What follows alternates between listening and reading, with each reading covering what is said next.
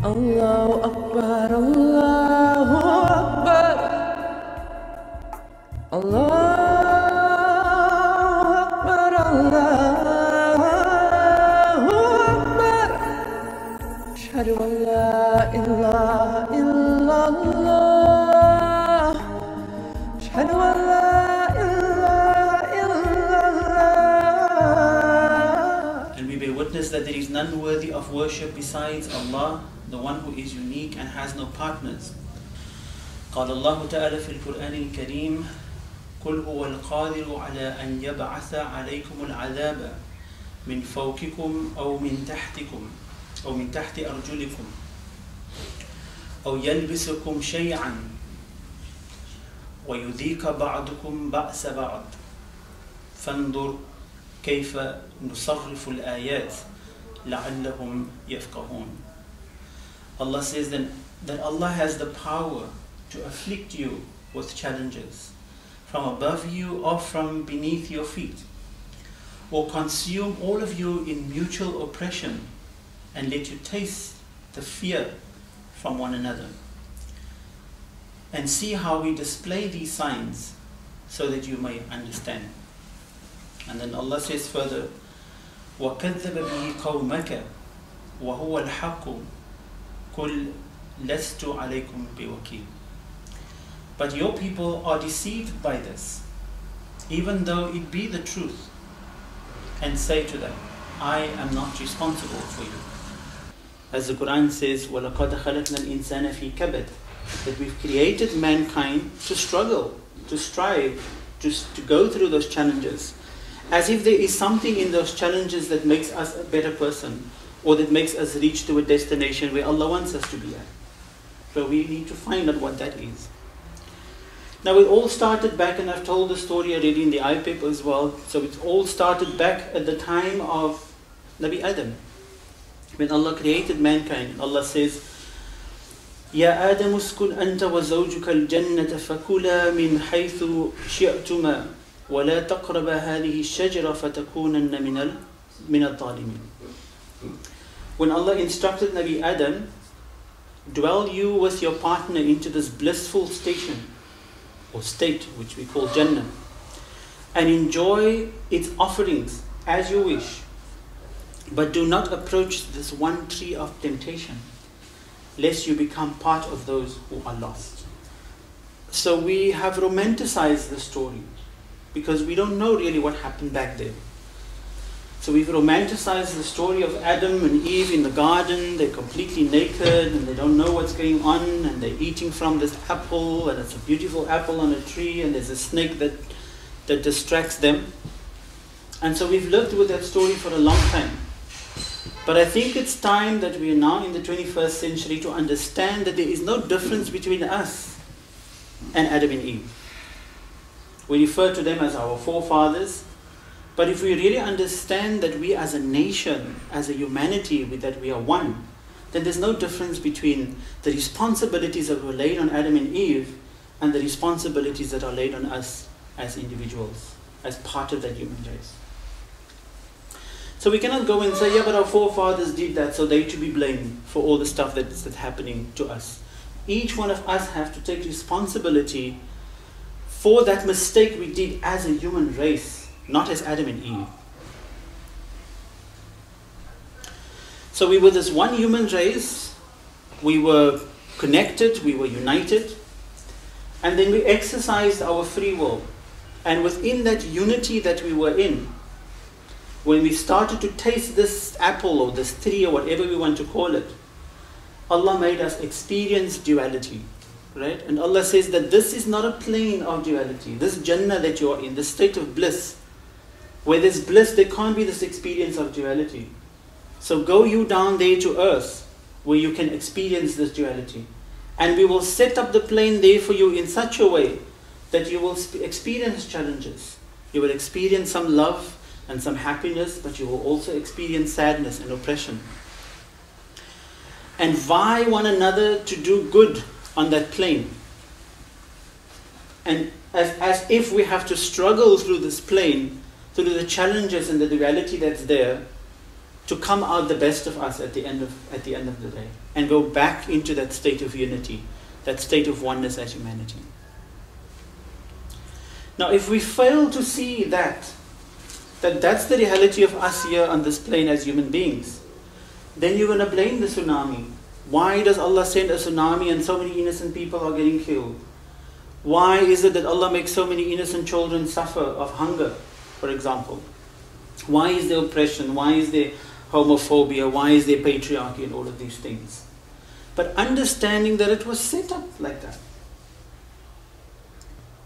So Allah says that on this plane, وَلَنَبْلُوَنَّكُمْ بِشَيْءٍ مِّنَ الْخَوْفِ وَالْجُوعِ وَنَقْصٍ مِّنَ الْأَمْوَالِ وَالْأَنفُسِ وَالثَّمَرَاتِ وَبَشِّرِ الصَّابِرِينَ الَّذِينَ إِذَا أَصَابَتْهُمْ مُصِيبَةٌ قَالُوا إِنَّ لِلَّهِ وَإِنَّ إِلَيْهِ رَاجِعُونَ.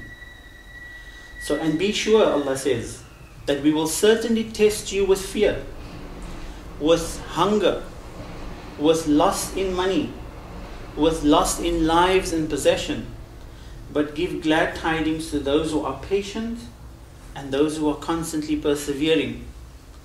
For when they are faced with a challenge, they maintain that from Allah we come and unto Allah we return. So what is this, from Allah we come and unto Allah we return? We came from that state of unity, and we're going to have to go back to that state of unity. But as what? Right? Do we want to connect with that state of unity? And the unfortunate thing is, the unfortunate reality is that some of us will not get to that state of unity, because some of us just are not wanting to be good. That's the unfortunate part. So what is our responsibility as individual human beings for the collective is to make a contribution towards getting us all there as humanity back as one. So let us not allow our own internal need for peace and harmony and justice to dictate what we think the world should look like, but rather thank Allah that we have those values and those desires to be part of the good, to be part of creating that peace and justice. Right? As we were saying earlier, you may not see the changes that's going to happen in the world, right? But you can contribute towards it. And that's what's important. Not the end result of where humanity is going to be at the end of the day, but what have I contributed to that? Allah also says in the Quran, يَا أَيُّهَا الَّذِينَ آمَنُوا عَلَيْكُمْ أَنفُسَكُمْ لَا تَضُرُّكُمْ مَنْ ضَلَّ إِذَا اهْتَدَيْتُمْ إِلَى اللَّهِ مَرْجِعُكُمْ جَمِيعًا فَيُنَبِّئُكُمْ بِمَا كُنْتُمْ تَعْمَلُونَ. And all you who have attained to faith, right? If you call yourself Muslim and Mu'min, or you who have attained to faith, it is for your own selves that you are responsible. Those who go astray can do you no harm if you are guided. Unto Allah you must all return, and then He will make you understand all the things that you were doing. Right? So Allah knows already, it's all planned there, what's going to be happening on this world, in this world. But whatever happens to us, we are responsible. Right? So if you had been going through challenges, there was the perpetrator, there was a rape case, there was a molestation case, there was a killing case or whatever, right? Maybe it's time now that we engage with the perpetrator in a different way, right? We're not saying that the perpetrator should not be taken to task. He should be taken to task. That's justice. But how do we deal with what has happened is our responsibility. Because if we look at the other side of the coin, there is blessing in the challenge that has happened, right? Because as Allah says, it's through challenges that we come to know who we are at heart. So then Allah says, وَلَوْ شَاءَ اللَّهُ مَا أَشْكُرُ وَمَا جَعَلْنَاكَ عَلَيْكُمْ خَنِيفًا وَمَا أَنْتَ عَلَيْكُمْ بِوَكِيلٍ. If Allah had so willed, that they would have all not ascribed partners unto Allah. And so therefore we have not made you responsible over them. Right? So the idea that we get out of this is that it is our duty as human beings to advise, to give nasiha, to assist, to contribute. Right? But we are not responsible for what happens. We are not responsible for other people. We are only responsible for ourselves.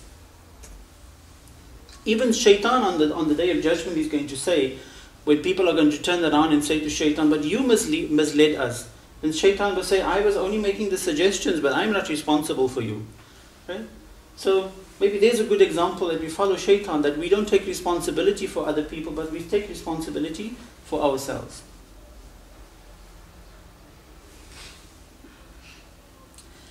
Then Allah says further in the Quran, say, O mankind, the truth from your sustainer has now come to you. Whoever therefore chooses to follow the right path, follows it for his own good. And whoever chooses to go astray, strays at his own detriment, at his own hurt and pain. And I am not responsible for your conduct. So this Allah keeps on reminding us of this, personal responsibility. May Allah bless me and you through the guidance of this noble Quran, and may its teachings and remembrances benefit me and you. Truly Allah is the possessor of wealth, the sovereign, the all-good, the one who has authority over us, the all-loving, the all-merciful. So from that we understand that as individuals we have a responsibility towards ourselves. But in the beginning we said that we are not here as an island. But we are not here in isolation. We are part of a collective. So which means that automatically we have a responsibility towards the collective. We have a responsibility to the rest of humanity. So we find that this concept of oneness, this concept of humanity, is taught in many different religious traditions. For example, in Islam we talk about ukhuwa, right? The concept of ukhuwa, brotherhood. For example, the Nabi Sallallahu Alaihi Wasallam said, my people are like a body, like a human body. If one part of the body gets hurt, the whole body feels the pain. Right? So it's trying to raise the consciousness that if something happens to another people in another country, for example, what is our responsibility towards that? We have the same concept in the African culture, the concept of Ubuntu. I am not successful until you are successful. I can't consider myself as happy until you are happy. And even our leader of the democracy in South Africa, Nelson Mandela, was saying that Palestine cannot be free and South Africa cannot be free until Palestine is free. Right? So there's an understanding there that freedom and happiness and success doesn't lie within the individual, it lies within the collective. So how successful can you be when you're sitting at home, you have all the money that you need, you have all the comfort that you need, but somebody else on the other side of the world is suffering? How could you call yourself successful? How could you call yourself happy?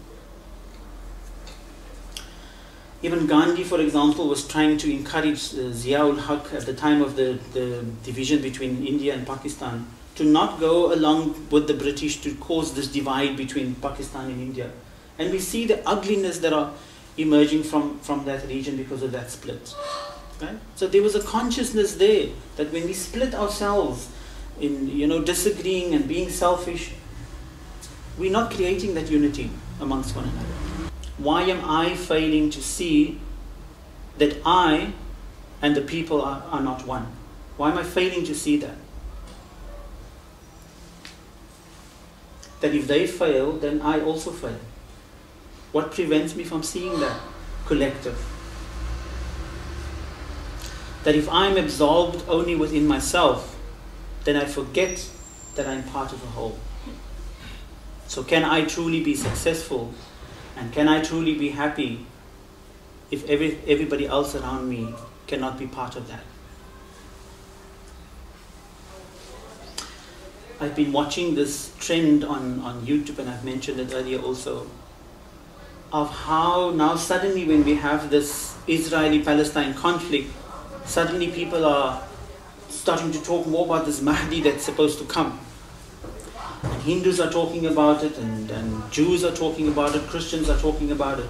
And we're all now placing this responsibility of humanity's survival and happiness in the hands of a Mahdi. And so we're not disputing this, the fact that there's a Mahdi that will come. In fact, the Nabi Sallallahu Alaihi Wasallam talked about Mahdiyin, that we should all become Mahdiyin. So when that time comes, when humanity is challenged as we are now, who are the Mahdiyin? Who are those people that will fight towards justice in the different parts of the world? So again, when we start thinking of the Mahdi in that way, it absolves us from the responsibility of having to do something for the world. My message today is for us to start taking responsibility, not just for ourselves, what's happening here internally, but also start taking responsibility for what's happening in the world.